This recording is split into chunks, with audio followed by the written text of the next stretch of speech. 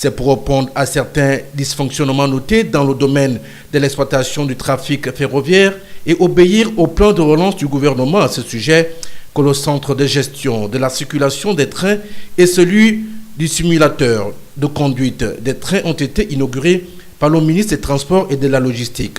Des innovations qui permettront désormais de faciliter le contrôle à distance des commandes des trains. Ici, on a un ordinateur principal qui s'appelle le STC. Dans chaque locomotive, on aura un ordinateur embarqué qui s'appelle OBC, On-Board Computer. Et dans chaque gare, on aura également un ordinateur. Ces trois ordinateurs vont dialoguer entre eux pour délivrer un bulletin de voie libre virtuel. Et sans ce bulletin de voie libre virtuel, un train peut partir d'une gare à une autre. Et chaque fois qu'un train a un bulletin pour un canton, aucun autre train ne peut avoir un autre bulletin de voie libre pour le même canton. De la même manière, cet ordinateur qui est dans la locomotive agit dans le circuit de la traction. C'est-à-dire que le conducteur ne peut pas se mettre en mouvement tant que cet ordinateur ne donne pas l'accord. Donc s'il n'y a pas ce bulletin de voie libre, le conducteur veut même avancer, il ne peut pas avancer. Donc si le conducteur s'arrête devant un feu rouge et que même par inadvertance, il veut partir, il ne pourra pas partir tant que l'ordinateur ne l'aura pas donné l'ordre. Nous avons hérité d'un chemin de fer qui était vieillissant, qui depuis 40 ans n'a pas connu de mutation énorme. Aujourd'hui, nous sommes en train de travailler. Donc, ce qu'il expliquait, c'est quoi? C'est de dire que nous avons enregistré 2 déraillements de trains minéraliers que vous avez qualifiés d'accidents, mais pour nous, ce sont des incidents. Nous avons enregistré 2 déraillements qui sont dus essentiellement au type de sol que nous avons et au tonnage du train minéralier.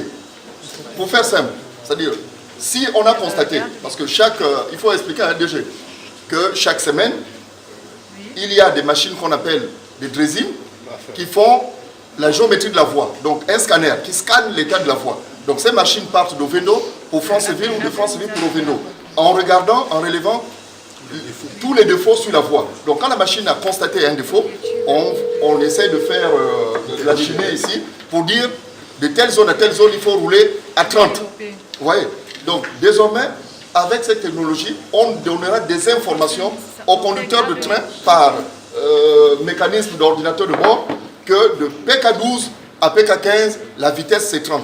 Or, à l'époque, on n'avait pas cette technologie, d'où les incidents que nous avons enregistrés, parce que le conducteur, quand il vient, il pense qu'il faut rouler à 80, or la zone nécessite de rouler à 30.